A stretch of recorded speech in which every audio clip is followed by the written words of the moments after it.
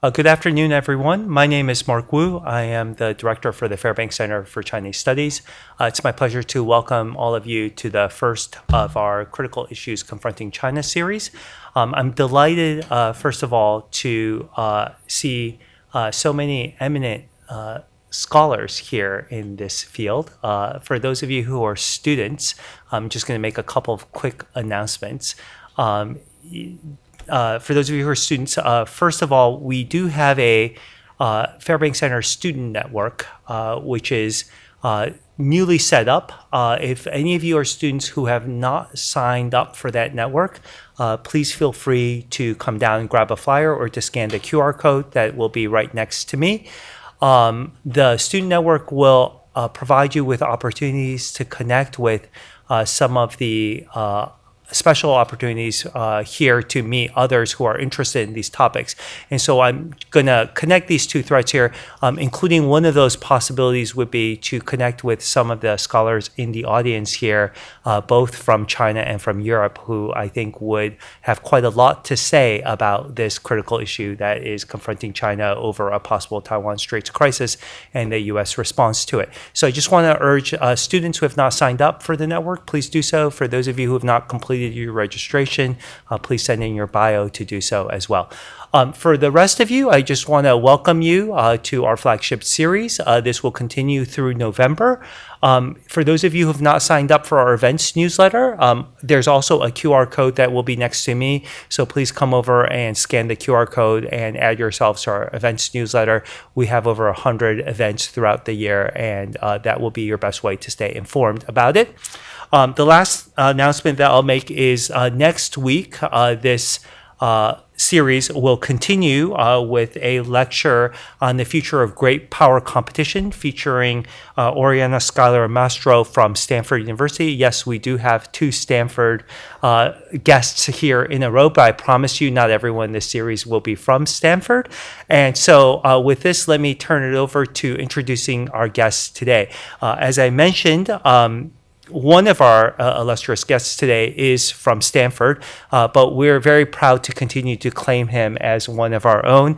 Eyck Freymann currently is a Hoover Fellow at the Hoover Institute, where he has, I think for those of you who are graduate students, he has one of those really desired jobs after a postdoc where he has a tenure track position but does not have teaching obligations, but purely a research obligation. So in terms of graduates concerned, this is almost winning the lottery at one of our most prestigious research institutions.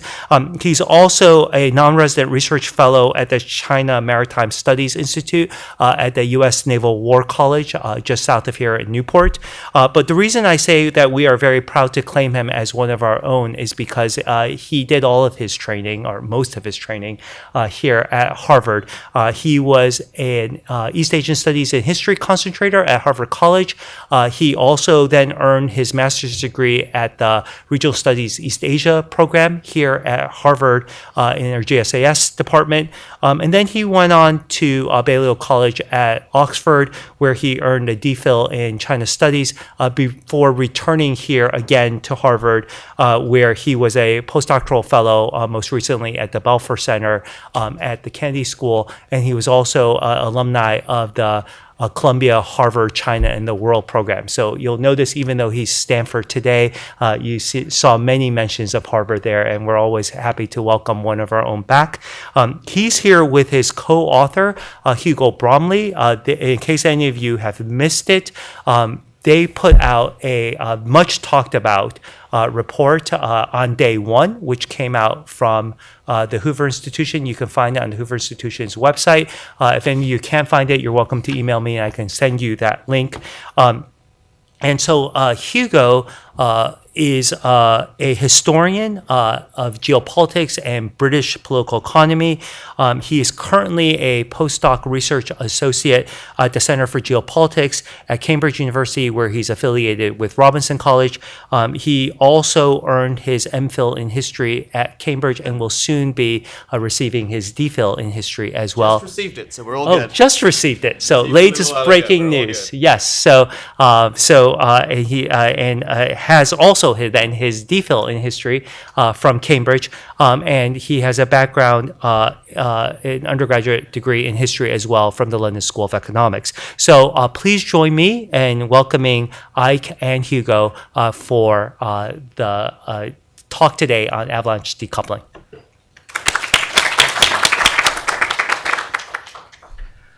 Okay, good afternoon, everyone. Thank you so much.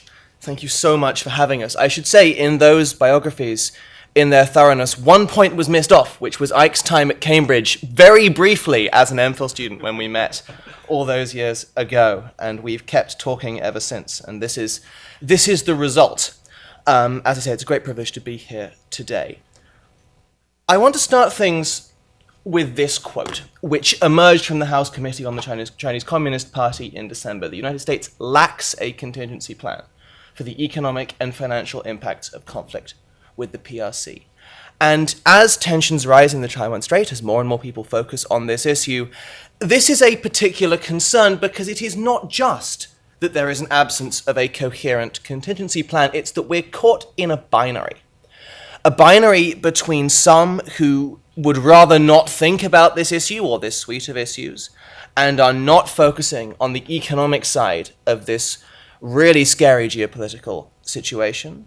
And on the other side, those who are still thinking in terms of what one might call Russia Plus, the suite of financial tools developed over the last 30 years focused on financial sanctions that we have used time and time again. What Eyck and I are trying to do with all of our work, and this report in particular, is break us out of that binary and try and think of new ways of economic statecraft that can not only have a deterrent effect, but also reassure allies and partners and protect the broad suite of US interests. So we're going to do this in sort of three parts. I'm going to start things off on thinking about economic coercion. This builds on the report as well as an article forthcoming in International Security. Eyck's then going to talk about where we are, and then finally in the last few minutes we'll talk you through the day one plan. So understanding economic coercion, as was mentioned, I'm a historian of British manufacturing and trade. I did my DPhil on the early modern period. So you're going to see some 18th century English history creeping in as we go through this. That's the Port of London. When we're thinking about economic coercion, and we're thinking about trying to influence an ally's behavior, there's two things you can weaponize, and it's important to make a distinction between the two. The first thing you can do is you can make regulations, laws, taxes, whatever you like, affecting your own market. In other words, the national control of yourself and your allies. That market could be national, it could be imperial. I'm going to dwell on the imperial point a bit in a sec. But secondly, you can seek to reach beyond your own national market to interdict global trade flows and the trade of third countries. There's two basic ways to do this. One way is to use military force and just physically stop ships or trade flowing through a choke point. Or you can access central nodes. This is the recent idea of weaponizing independence through central nodes that's being talked about a lot, i.e. things within your national market, in theory or in practice, but that have global implications and global significance for trade. The image up there is of the Straits of Malacca, and one of the things that gets talked about a lot in the IR literature is the concept of a Malacca blockade. I'm going to come back to that. But when we're thinking about economic coercion, there's two principles that we would really highlight. The first is a very old principle. It dates back to Mancur-Olson and others, which is that countries under sanction or blockade adapt dynamically. They find ways round. They invent new processes, invent new systems, and the state can act too, by rationing, by spurring innovation. That's all well known. What we'd really like to emphasize in our work is that neutral countries also adapt dynamically. And the reason for this is very straightforward. When you seek to draw lines in the global economy to restrict supply and change the market forces, prices of things go up and or down if you're restricting demand in the target country, and they get out of line with the rest of the global economy. That creates an arbitrage opportunity, right? To trade past economic coercion and to profit from those distorted prices. In that moment, every neutral state in the world has an incentive to undermine your economic coercion, particularly if you're reaching beyond your own market, especially if you're reaching beyond your own market, and that presents the coercing power with a choice. escalate in the use of either other forms of economic coercion or military force against that neutral, or conciliate and try and find a way to accommodate their own economic incentives. And that binary is something that repeats throughout history and takes us to a pretty fundamental contention, which is that if your strategy involves interdicting global trade, the larger the potential neutral community, the harder economic coercion becomes. In other words, because we have to enforce compliance on third states with huge incentives to break or trade past your economic coercion, if it is a large neutral community, that task of coercion becomes incredibly difficult. Here's a picture of Catherine the Great, and this is where the 18th century history comes in, because when we think about this, we think back to the long history of economic coercion through blockade, which is also the history of the concept of neutrality in international relations. I'm standing in America, so let's go back to a war that this country and mine had something to do with in the American Revolutionary War. After the entry of France into that conflict, Britain chooses to put France under blockade, under a distant blockade, and seize all naval stores supplies going into France. The dominant producer of naval stores is Russia. And Catherine the Great founds a League of Armed Neutrality to insist on the rights of third countries to trade with both powers through international shipping lanes. She's not doing this out of hatred for Britain or malign influence, but rather because she wants to continue to take advantage of the huge opportunities that come from selling that product through. Britain actually reaches an accommodation and concedes that neutral trade can come through. This world of escalation and conciliation and crisis through economic coercion reaches a kind of height with the Napoleonic Wars. There's a second armed neutrality. Again, it's Russia, this time joined by many more neutral Scandinavian nations. Again, it's about naval stores trading with France and Britain's desire to avoid that. This time it escalates to open conflict. There's the first Battle of Copenhagen. Though that battle is victorious for the British, eventually as a concession is made once again to Russia that naval stores can pass through the blockade is weakened, economic coercion is weakened. Interestingly, of course, in the course of that escalation with neutrals, you get competitive embargoes between Britain and the League of Armed Neutrality.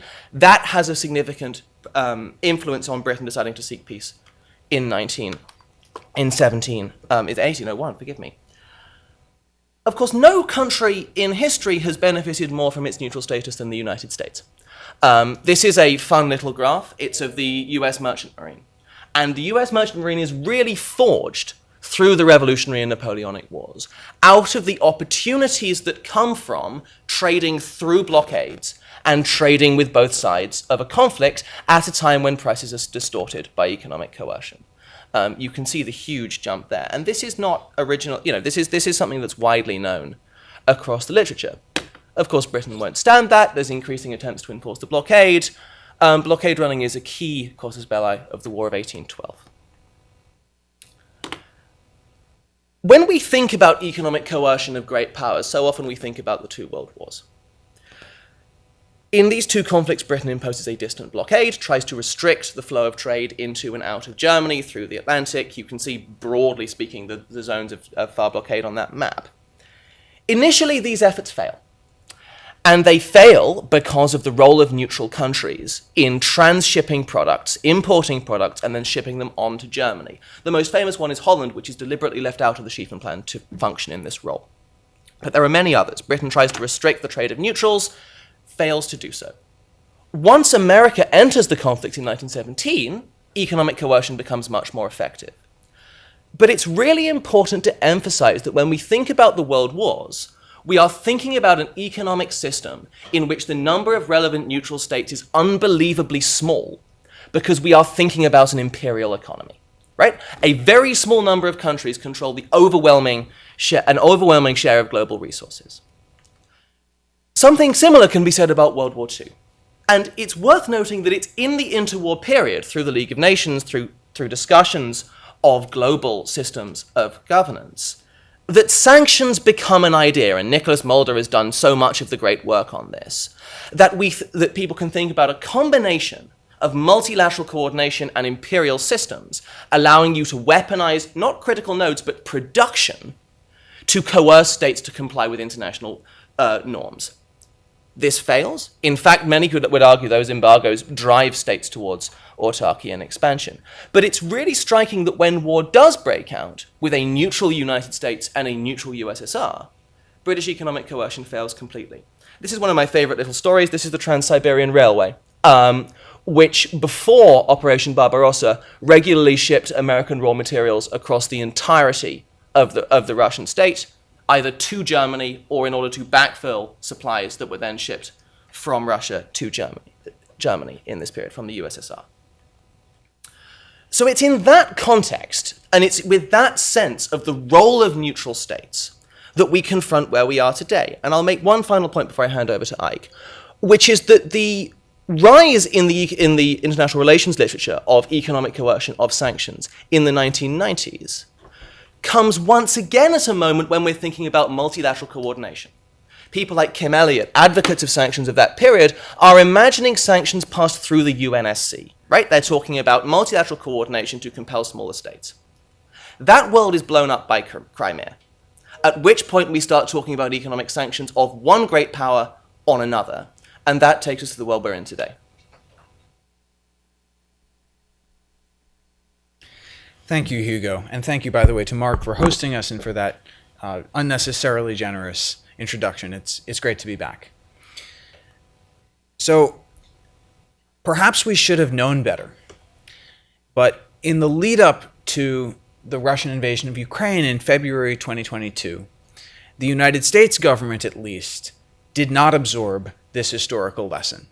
In fact, neither did Wall Street and pretty much anyone who does sanctions for a living. We were told that the sanctions imposed on Russia were something altogether different from what we had seen before. Someone called it a financial nuclear bomb.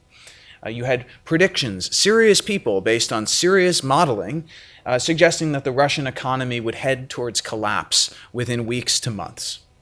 Well, how is that going for us? I find this chart completely fascinating. So what you can see here is Russia's inflation rate, the exchange rate, which is the relationship of how many rubles you can buy for $1, and the interest rate. But the key point is to see February 2022 comes, the sanctions are imposed, immediately the ruble loses half of its value as everyone and their mother tries to get their capital out of Russia and put it safely someplace else. This poses a systemic threat to Russia's financial system. Normally, if everyone shows up at the bank, tries to get their money back, it's a wonderful life, and the system collapses. But what Russia's central bank did was they took a set of decisive actions which stabilized the situation within a matter of weeks. They raised deposit rates to 20%. They put restrictions on your ability to take money out of the bank and then to take it out of the country. They did a number of other technical measures relating to exporters, and oil prices went up, which meant that Russia was taking in more oil revenue. And because the United States and its fellow G7 countries didn't have anything left in their sanctions toolkit that they were willing to use, they chose to let Russia's oil and gas keep flowing, at least in the short term. This allowed Russia to stabilize its financial system and put itself on a pathway towards a long-term, stable war footing. I'm just going to show you a couple of other graphs to illustrate this point, because it's so important for understanding why many looking at the Russia sanctions playbook are acknowledging that it's a failure. This is Russia's monthly incomes, the monthly state revenues from oil and gas sales. This is sort of stabilized because the line is a bit jaggedy, but as you can see, Russia's taking in about as much money as it was before the invasion, and arguably even more. And then this is a chart of real incomes, inflation-adjusted wages for Russian households. And as you can see, the ordinary Russian is doing rather well. So in this context, we want to turn to imagining what a day one crisis over Taiwan would be like. Now, there are many scenarios that we can imagine that would cause a US-China rupture. We can imagine an invasion from across the strait. We can imagine a quarantine or blockade scenario. We can imagine a crisis in the South China Sea that escalates. Many scenarios can be imagined. There is no good historical analogy given the threat that this would pose to global financial stability. Perhaps the only good one is the outbreak of World War I, when financial markets were thrown into a condition of paralysis, stock markets were closed for the better part of a year, and the globalized trading system, as we had known it prior to 1914, never recovered. Because it's so hard to imagine a scenario like this, and because so many scenarios are plausible, it can be hard to visualize it, and in particular to get on the same page when talking with others about what that scenario looks like. The approach we take in this report is not to take a position on how or when China might choose to move against Taiwan, what the cause of this rupture may be. We just imagine a break glass political scenario. We imagine a world in which China takes an action such that there is a bipartisan consensus in the United States that something fundamental has changed and the economic relationship cannot continue as it once was.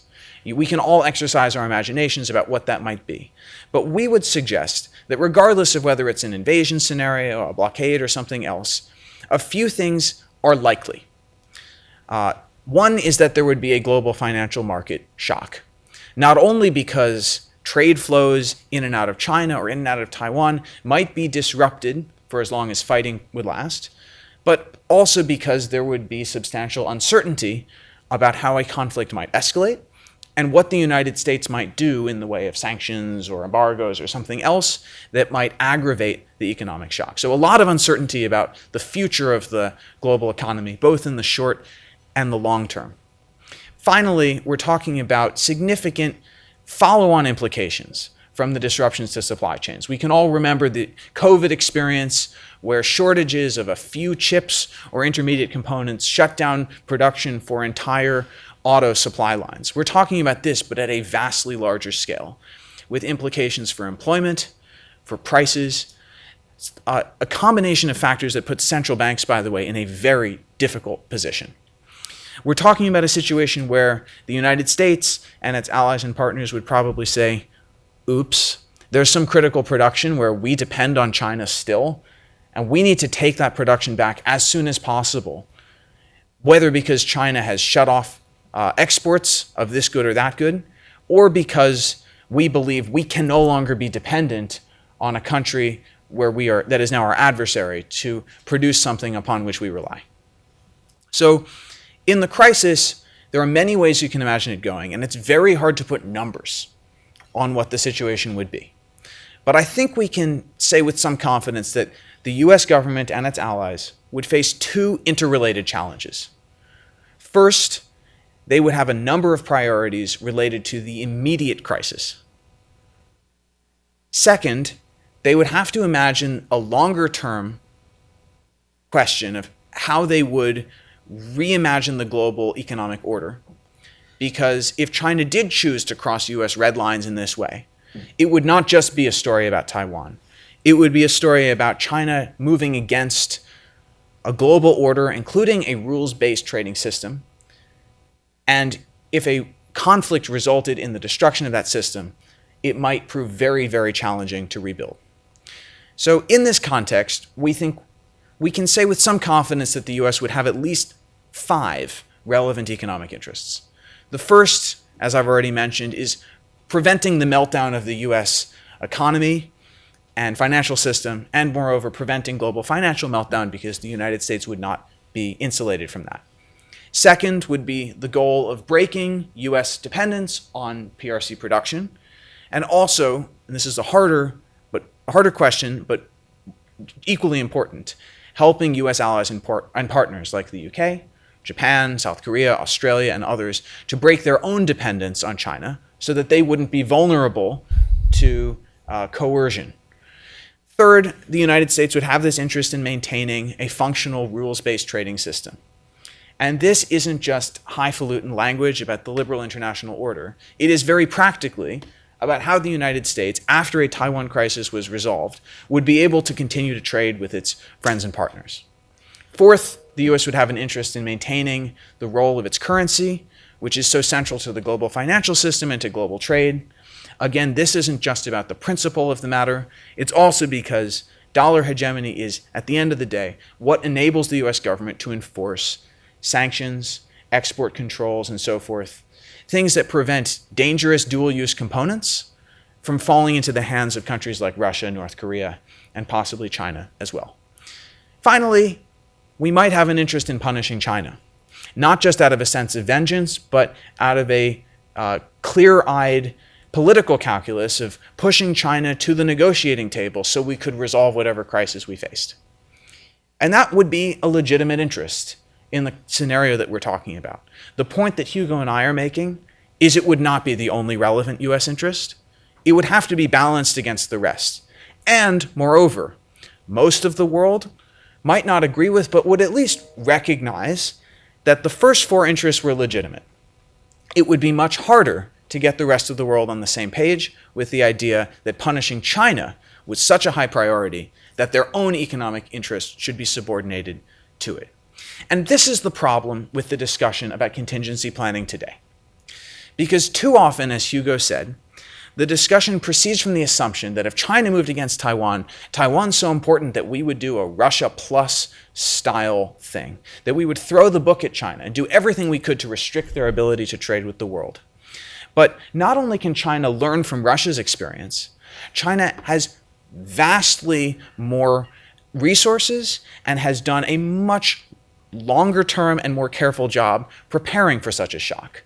China has the world's largest oil reserves, almost 1 billion barrels in their strategic petroleum reserves. And they have stockpiles of food and pretty much any other commodity you can think of.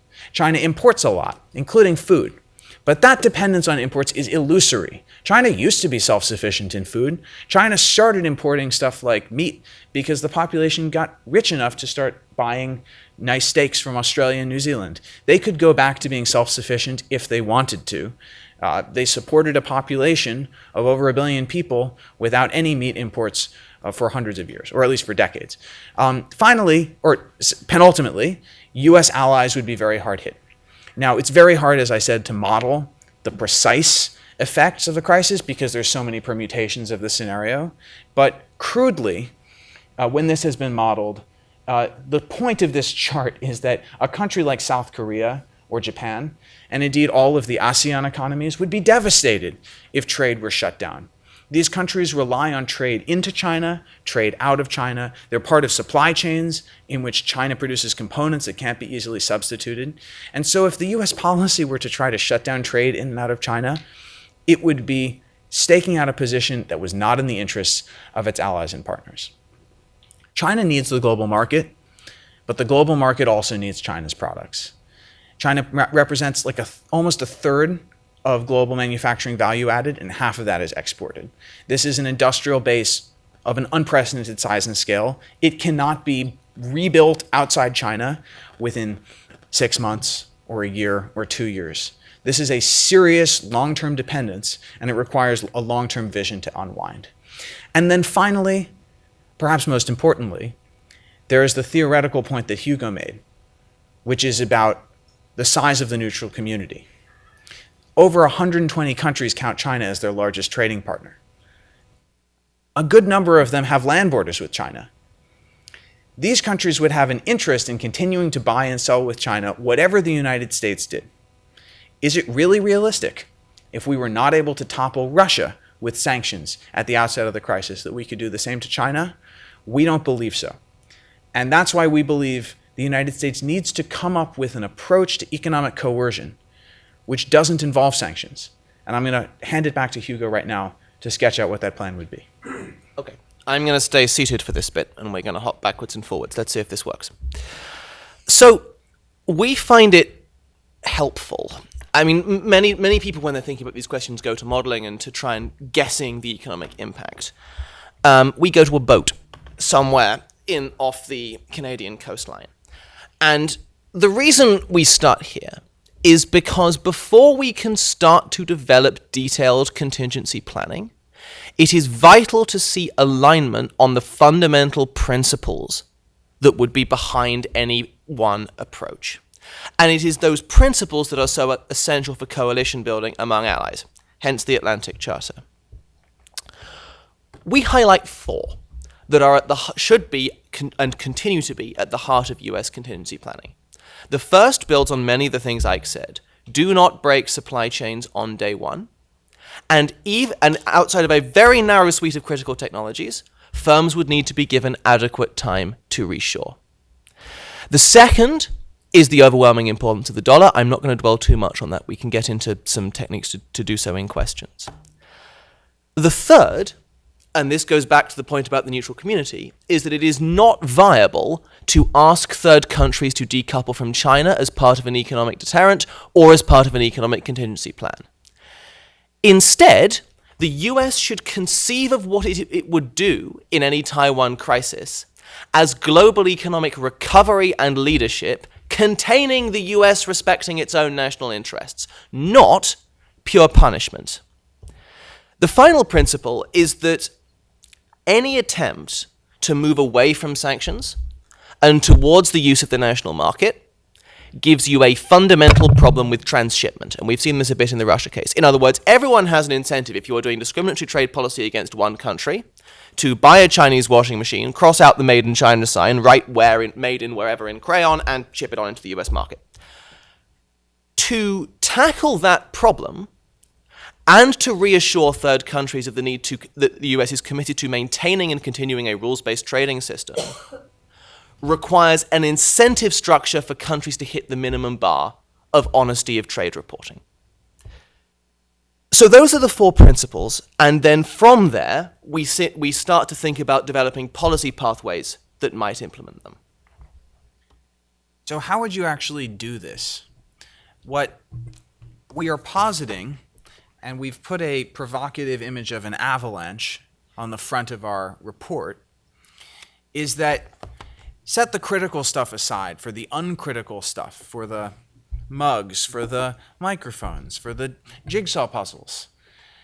If you want to take this back from China, you have to take it back slowly and over time in such a way that firms and capital markets will be able to find the most efficient, cost-effective way of producing out of China and rebuild an industrial base that in many cases does not exist. You also want to do that in a way that doesn't create massive inefficiencies by trying to do command and control for complex supply chains that are ultimately not that critical. And you want to send a signal of reassurance that you're abiding by at least the spirit of international trade law. So here's how we suggest doing it. You label China a systemic national security threat. You do it in Section 232 of the Trade Act of 1962. So that is the legal justification upon which the Trump administration did its national security tariffs on steel and aluminum. And the reason for doing this is that you want to signal to the world, China poses a systemic national security threat. We're going to reduce our dependence on this market to zero over time. But we're going to do it in a ratcheting way that Congress is going to control. So it's not going to be moving in an ad hoc way with the president deciding day by day what the tariff should be. It's going to move in a slow and controlled way, but it's going to, once the ratchet mechanism is begun, it's going to be difficult to stop.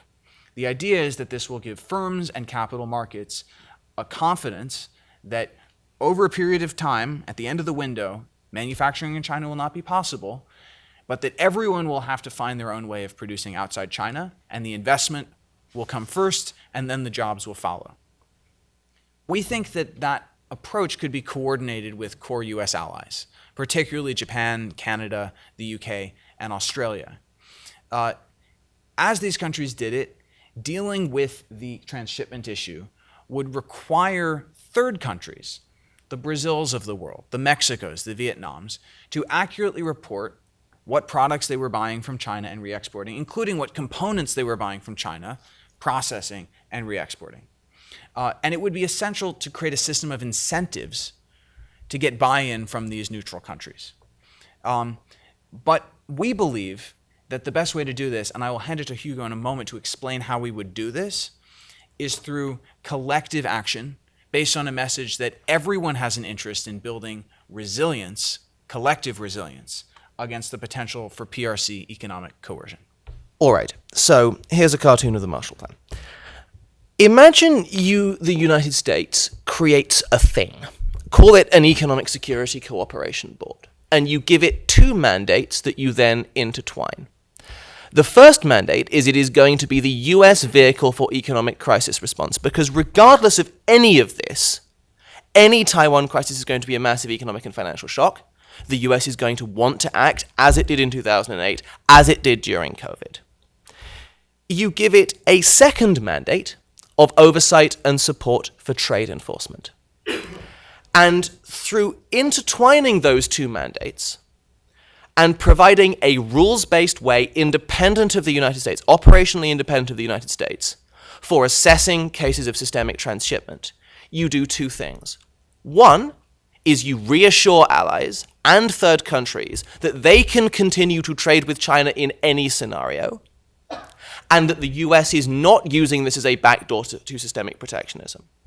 But secondly, you take the greatest challenge of any economic contingency plan for Taiwan, which is transshipment, and you throw at it the greatest incentives the US and core allies have, which is sustained and continued access to markets.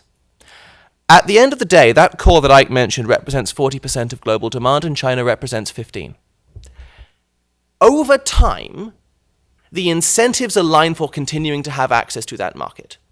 And the Economic Security Cooperation Board, or something like that, is a way of saying, if you are systemically transshipping in a we will find in a rules-based way that you are allowed to be seen by other countries as a systemic security threat too, either by sector or in total. And in that way, you are creating not only a short-term incentive of economic support from the United States, but a long-term incentive in terms of market access to hit that minimum bar that allows the United States contingency plan to focus on its own market and the market of its core allies, rather than seeking to interdict global trade. So we're going to throw this open to questions in a moment, because I'm aware we have a very, very prestigious audience who may have a lot to say. But I want to conclude on this point. There is a fascinating theoretical debate that we've been getting into since we brought out this report in July about whether the most effective deterrent over Taiwan is to increase economic uncertainty or to strive for economic certainty and confidence.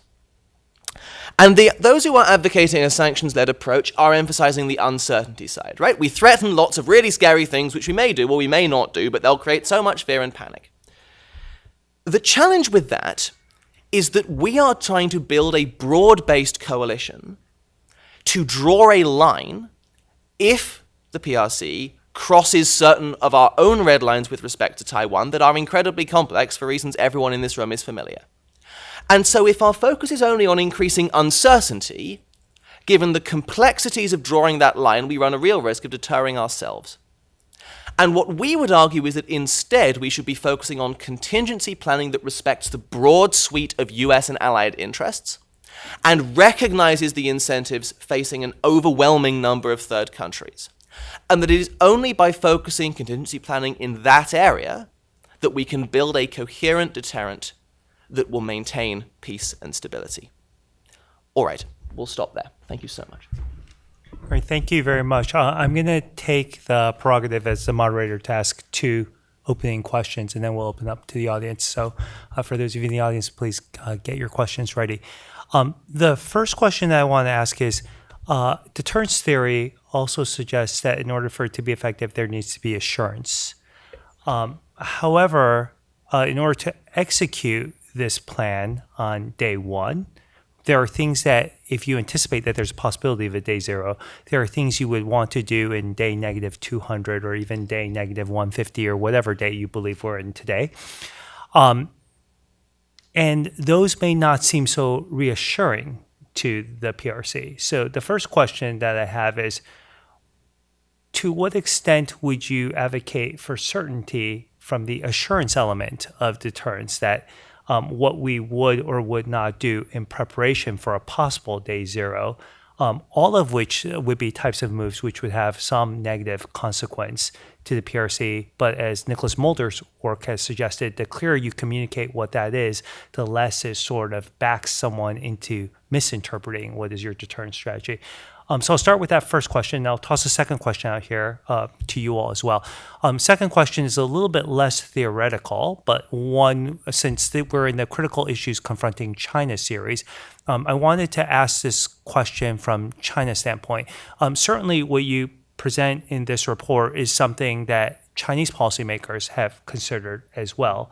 And before we get to the day zero scenario, there is a spillover effect of firms today thinking that there is a higher cost of investment in China, which is having a negative impact on China's ability to spark its economy as it continues to deal with the headwinds from its property crisis and other economic crises as well. So from that standpoint, are there certain things that China can do to signal today on the economic front, or are all of the signals that it could send would be with respect to the actions in the Taiwan Straits or in the South China Sea or elsewhere, i.e. in the non-economic front, which would actually have the greatest impact on maintaining or perhaps facilitating renewed economic growth or stronger economic growth in China in the near term prior to day zero? So I'll throw out both of those questions, I hope.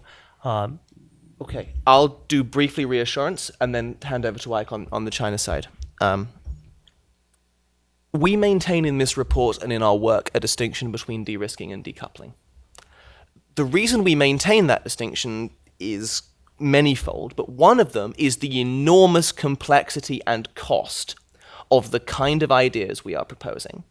And we make absolutely clear in this report that when we think about the broad suite of US-China trade, the enormous task of attempting that kind of decoupling is only possible in scenarios of real crisis in the Taiwan Strait, and after there is a bipartisan consensus in Congress that America is willing to bear an enormous economic pain to achieve that decoupling. I think making that clear and sketching out the scale and complexity of the task has a reassuring effect. Because I think maintaining that distinction between de-risking and decoupling is essentially saying that China can continue to fulfill a role in the global trading system, absent a violation of US red lines over Taiwan. And I think demonstrating the scale of the challenge of decoupling is a way to continue to emphasize the distinction between de-risking and decoupling. It's not a perfect reassurance, and one thing we are not arguing is that that deterrence exists only in the economic sphere, right? This is a broad suite of ideas, and I'll let Eyck speak to that. But I think talking about the scale and complexity of the challenge, talking about the scale of the coordination with close allies we would need, has itself within it a demonstration that this is not something we are seeking to do to advance our interests, and would only do if not just punishing China, but breaking our dependence on China's production and our allies' dependence on China's production over the long term became such a burning national priority that we were prepared to take risks that no one right now, despite the bipartisan consensus on China, is prepared to contemplate. So I think Hugo has articulated the answer to question one perfectly. The only thing I would say in response to the framing of question one is, why do we care about reassurance at all? And the reason, as we know from Tom Schelling's classic work, is that the threat, one more step and I'll shoot, will deter them from taking a step only if there is a credible promise, and if you don't step, I won't shoot. There has to be a dual part message to Xi Jinping, that not only we can create unacceptable costs and risks for him if he chooses to cross US red lines, but also that there is a world that he can live with if he chooses not to cross US red lines. And it is very important that we extend that thinking into the economic sphere just as we do in the nuclear sphere and the conventional military sphere. So I think this is a very relevant and important question to ask. Reassurance is not weakness. It is a sign of thoughtful and effective deterrence. To answer the second question, which I think is very important and also related to the first, I think you have to understand that Xi Jinping is pursuing his own strategy of de-risking. It's called dual circulation. And if you read any remarks that he has given on economic security since around 2018, it's very clear that he is sending the message across the party state that he wants to break China's dependence on external production, especially in key science and technology areas. Now, work that I have done, which is coming out soon, separately from this project, looks as systematically as we can, based on the open source literature that we have from China on how this has been interpreted. And the view seems to be there is a significant risk that trade war, 贸易战争, could escalate or evolve into financial war, 金融战争. So the threat is already there, that the United States might employ sanctions in some kind of crisis, or even might try to tempt China into a crisis in which it would employ sanctions. Xi Jinping has been working as hard as he possibly can to build China's resilience to the sorts of sanctions that the United States imposed on Russia, and I'm sure that the example of 2022 has established the precedent that sanctions will always be on the table.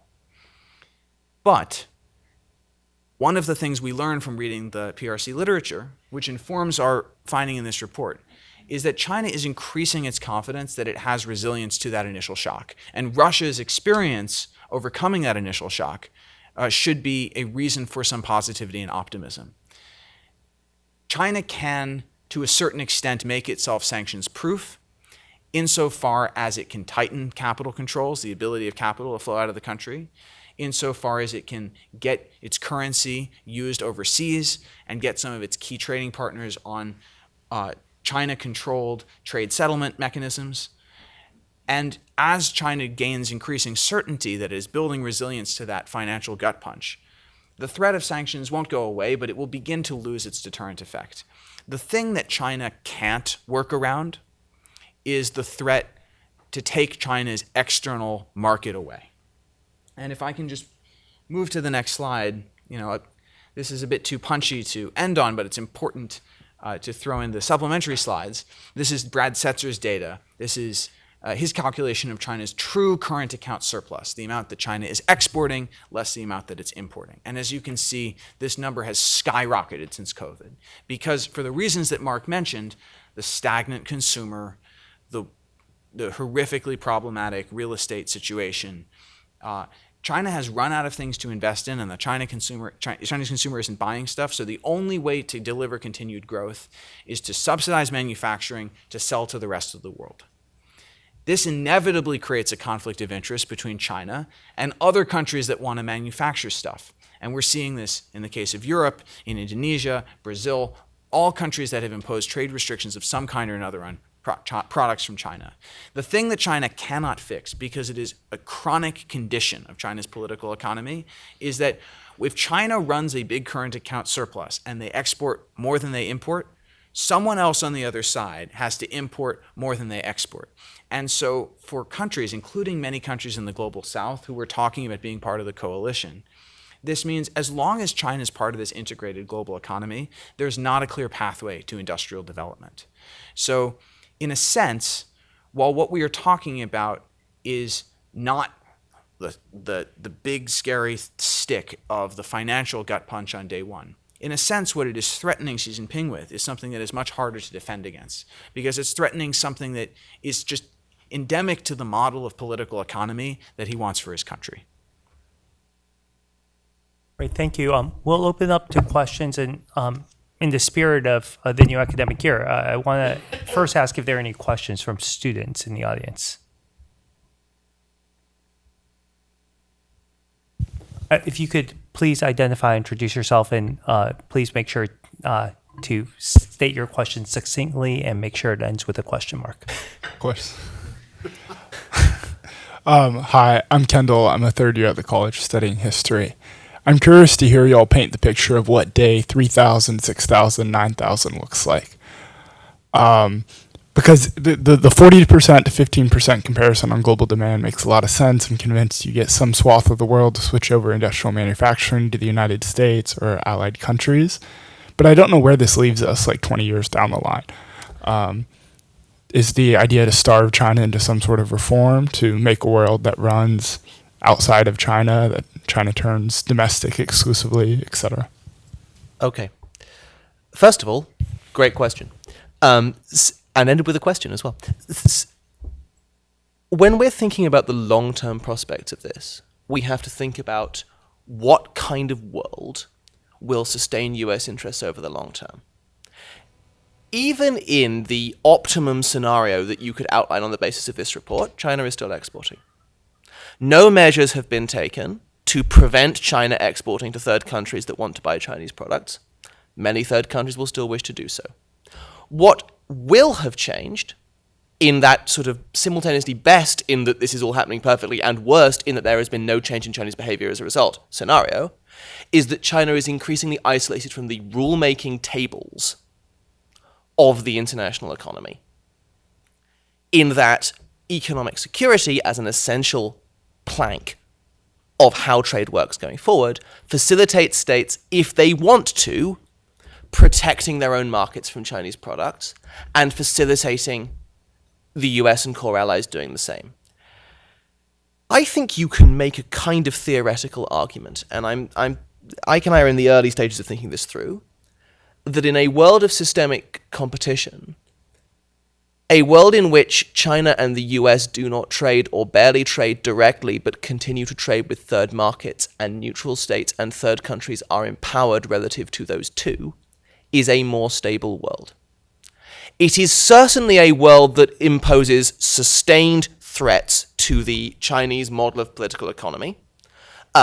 There is a magic land in which China does domestic reforms and increases consumption to solve the problem, but I think I'm not exactly holding out for that one. But it is certainly a world with a sustained challenge to China's political economy, and one in which China would be incentivized to make concessions, whatever they would be. I don't think it is worth getting into the precise nature of that. But I do think there is something to be said for showing not only the United States and its domestic consumers, but also close US allies, a pathway on day 3000 to not being dependent on the Chinese market, particularly if China has acted against Taiwan in a meaningful way, and to insulating themselves from future economic coercion from China, and that a world that respects and understands the interests of third states is a much more stable world and framework for geopolitical competition. But as I say, I'm sort of tentatively moving into that space. Just one more thing I'd add to your question, Kendall, to what Hugo said. This is a world in which there has been some sort of US-China crisis, in which the United States and its core allies have chosen to bear a significant cost in order to decouple bilaterally from China. Let's make no mistake. The reason China makes so much stuff is that, industrial policy or not, China is able to produce a lot of stuff at a quality for the price that no one else can beat. So if we're talking about a world where we move production from China to someplace else, we are talking about a world where consumers pay a price because they're accepting inferior goods for higher prices. And that's a decision that political leaders would need to take in any day one scenario when they're considering policies that might have an effect rupturing the trade relationship. But I think there's something very important about the world on day 3000 that doesn't apply in a sanctions scenario. And that is, this is a world in which there still exists a rules-based trading system, which is evolved out of, you can say, the ruins of the current WTO structure.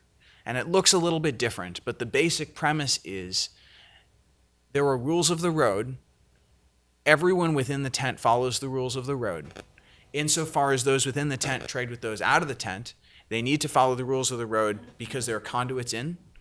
But if the countries on the outside try to weaponize economic dependencies against countries in the tent, there's collective resilience. Yeah. That is a vision which, relatively speaking, is, I think, very attractive, not only to the United States and its core partners, but also to a broad suite of the global economy. And it's also talking about sustaining a system that can potentially choose in the future, if China's behavior changes, to re-engage with China in some way.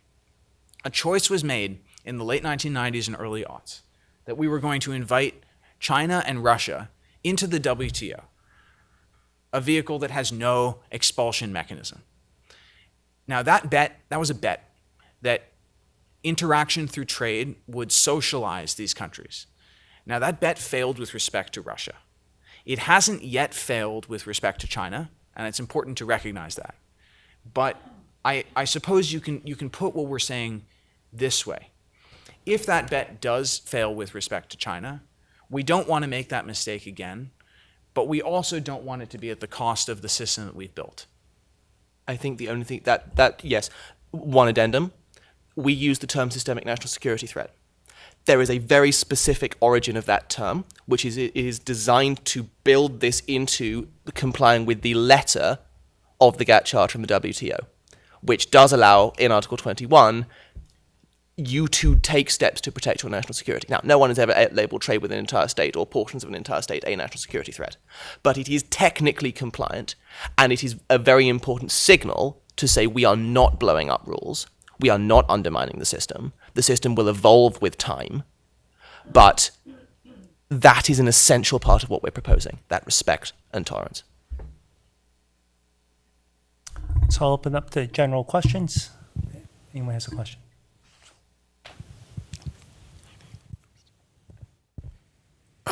Paul Tucker, Kennedy School. Excuse my voice. I like this very much for what it's worth, as Hugo knows. I particularly like the focus on France, Britain in the 18th century, which is at the center of my own book. But I have a question, which is, I don't know whether you can easily get the slide with your 4 principles. While you're doing that, yeah, okay.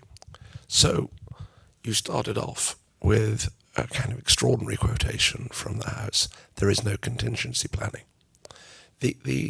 My question is whether these are principles, however admirable, they may be optimal for a particular state of the world. I mean, one of the things about crisis management is to recognize what kind of crisis one's in. So these principles are presupposing a containable crisis, as opposed to, God help us, total war with China. So my question is whether you need at least criteria, which are empirical criteria, for deciding whether or not you want your agents to stick with these principles, and in what circumstances they should be shifting away from these principles and to a different strategy, including, in those circumstances, shifting objectives, as well as shifting one's understanding of one's instruments, etc.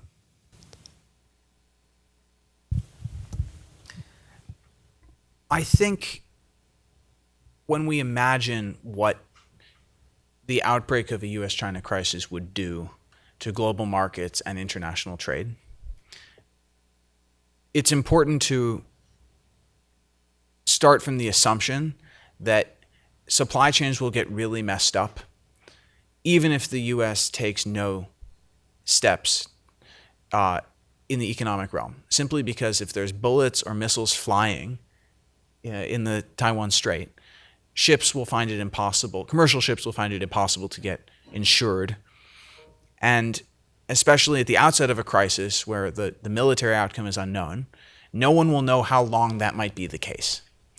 So supply chains will be broken anyway, especially if there's a kinetic crisis, but also in some blockade quarantine scenarios. And that would have an effect of imposing great economic pain on both sides.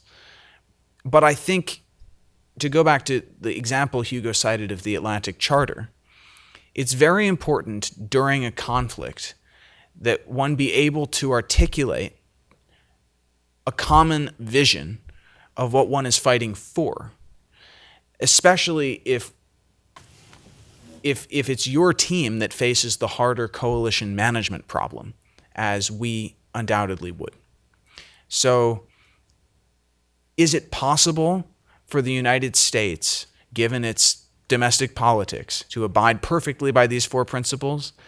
I don't think any of us can know the answer to that. But I think insofar as we are able to credibly commit to these principles in the event, and state them consistently in language that is consistent and negotiated together with our core allies, I think they will send a clear message to markets and to neutrals. But I'm curious to hear what Hugo says. We're two Brits in America, so I'll cite a third one, the great Eyck Freymann, who begins his book on strategy with the quote of a boxer, Mike Tyson, that everyone has a plan until they get punched in the mouth. I think it is very hard in moments of crisis to stick to the precise wheels of a plan. However, we put a focus in this on not only global coalition building and allied coalition building, but bipartisan consensus domestically in the United States. And we have really taken care when writing this report to respect different interests in that world and to write it in a way that is politically neutral. That's point one. Point two, and then I'll sort of swing around. Point two is even in the most extreme conflict scenarios, trade finds a way. The most hilarious example of this is what I think of as the canning problem, which is British soldiers in 1914 taking an enemy trench and finding that the food in the German trench was the same as their own. It was being imported to Germany via neutral Denmark. Even in the most extreme scenarios, there is an economy that functions. It is a distorted economy, it is a wild economy, but it is an economy that functions, and you need a set of principles for that economy. I don't think it would be wise to start peering too closely into the crystal ball and coming up with scenarios in which you would wish to tweak this and scenarios in which you would wish to tweak that. Because if you go down that road of increasing that complexity, the capacity to stick to the plan once you are punched in the mouth gets harder with every step of complexity you take. In private, the punching in the mouth still happens. You would know this better than I do.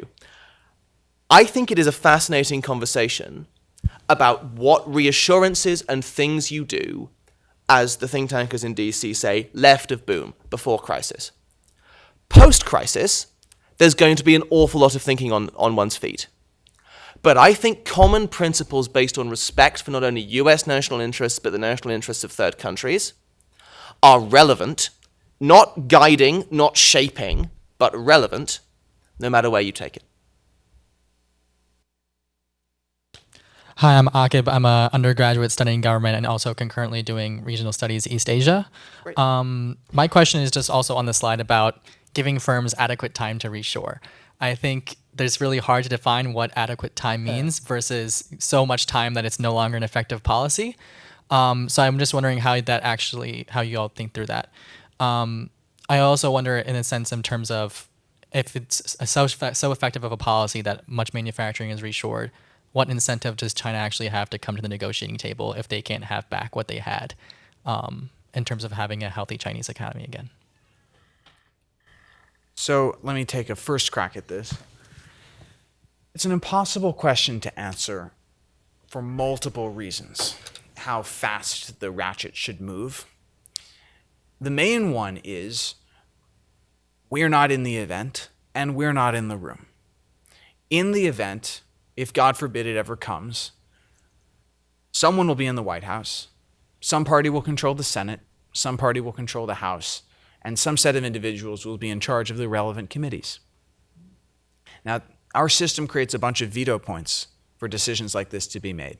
And the way these things work in our system is through horse trading. Then there's the question of coalition management. Even if the United States is prepared to go fast, maybe Japan is not, or wants to go slower, or wants some industries to move faster than others. These are things we would learn only in the event, and they would have to do with the context of the crisis as well, and how much de-risking had been done beforehand. So that's why we can justify ourselves in the cop-out of not giving an answer. But I would say this. What we have proposed here is a mechanism. It is a flexible mechanism. There's no reason in principle why some industries' supply chain shouldn't move faster than others.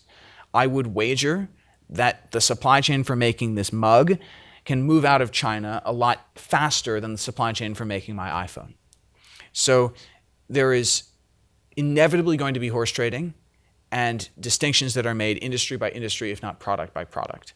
But the idea is, through negotiation discussion, to find a reasonable amount of time that is not going to cause severe shortages, but which puts the squeeze on companies, once they understand the speed of the ratchet, to get out and find the best country to move to. Nothing to add to that.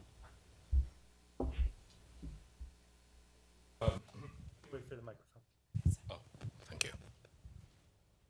Thank you for a very interesting presentation. My name is Koichi Nakano. I'm an affiliate with the US-Japan program from Sophia University in Tokyo. And I'd like to come back to this question of credibility in terms of, because I think, for any country and for the US too, perhaps particularly at this juncture, to expect the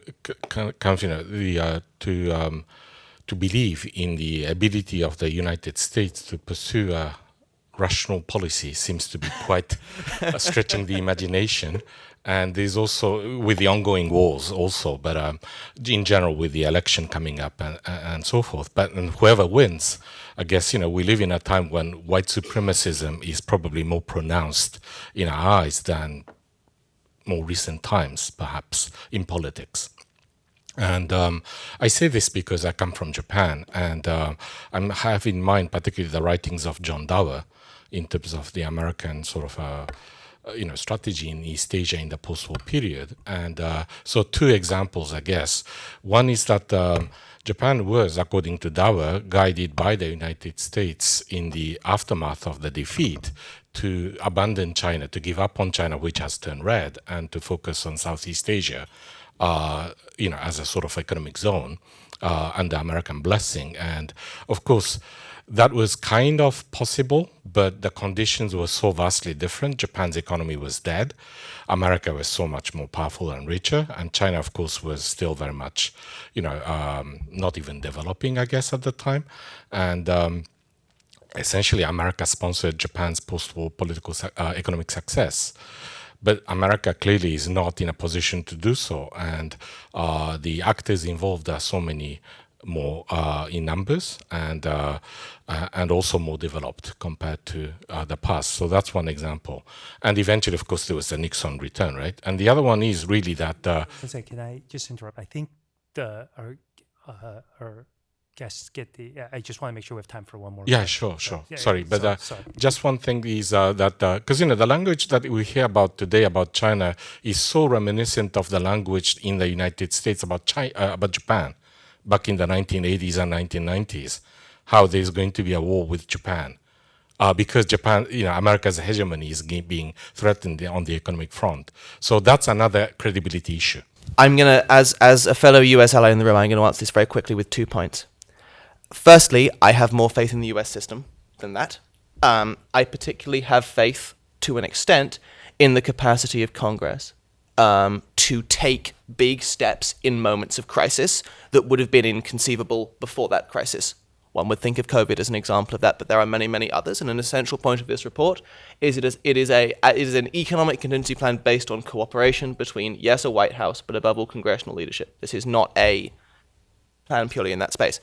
The comparison with post-war is fascinating. I have seen the Japan in the 80s, 90s comparison bandied about, and that book aged terribly. This is not that. There are things that we are doing in a high-tech space to respond to a manufacturing challenge. There are things the Biden administration is doing right now. They are perfectly legitimate and will continue. Everyone is doing it. The European Union is doing it. I would point out that many of the things the US is doing in the trade space are not exclusively targeted at China, though that is where a lot of the rhetoric goes. That is a different conversation to a conversation about deterrence and contingency planning in the Taiwan Strait. That's a different world to the world of overcapacity and response. I think you raise a good point, that it is very difficult to imagine the United States doing this in peacetime. And all that I would say is a crisis scenario is different. We have to assume that it would be. And if it's not, are sanctions viable either? Is a Malacca blockade viable either? what alternative economic contingency plan does the United States have that would advance its interests? So it's a legitimate point of view to have, to question the political feasibility. But I think if that is your view, I would ask in response, what is the alternative? I'll take one last question down here in the first row here. Hi. Yeah, thank you very much. Jie Dalei, visiting scholar at MIT and originally from Peking University in China. Thank you so much for the wonderful presentation. Just a very brief comment and question. Comment is that when you talk about the rejection of the binary choices, I think it actually reminds me of the debate in the Cold War about the U.S. nuclear strategy, the critiques of the massive retaliation, right? Because it's not credible. It's either capitulation or suicide. So I think you're presenting a more nuanced plan. My question is that, so are you two devising this contingency plan as a deterrent in advance, or are you actually suggesting that if it fails or something happens across the Taiwan Strait, you actually propose to carry this out? Because if it's the latter, deterrent theory says if something already happens, deterrence has already failed. So what's good for carrying it out? I guess which two? I would draw your attention to the point about the vital interest in the event of a Taiwan crisis, in which the PRC has proven itself not to be abiding by US red lines, of breaking the US and allied dependence on the Chinese market over the long term. So my answer is both. We have a line in the report that a viable contingency plan is the best deterrent. You can threaten things that you wouldn't want to do, and who knows, maybe you would do them. But the best thing the United States can do, we think, at this point in time, is articulate something that would fulfill, at least to some bare minimum level, all of the national interests that would be relevant in the crisis. And I think that should be developed as much as possible and left as one of the options on the table. But I think if the moment came, we would face a difficult choice, and none of the alternatives would be cost-free. But I think it's very important that at least one of the options that's been developed in the advance be based on a positive, affirmative vision, not just on threats of economic mutually assured destruction, which may or may not work. So on that note, I want to thank all of you for being here with us. For those who are students or for those who came late, I want to especially draw your attention to, if you haven't already, please do sign up for our student network. There's a QR code there. There are brochures here. And I want to draw your attention again to next week. We will have Oriana Scholar Mastro here, who will be speaking on the future of great power competition. So Hugo, Eyck, thank you very much for forcing us to think about what we would do on day one, but I think also forcing policymakers, not only in Beijing and Washington, to think about what they can do to avoid getting to day zero and what's necessary in the interim so that we never hit that tripwire. Thank you very much. Please join me in thanking our guest speaker. I would be criminal not to point out we do have a few copies of this if anyone wants one. Thank you, Mark.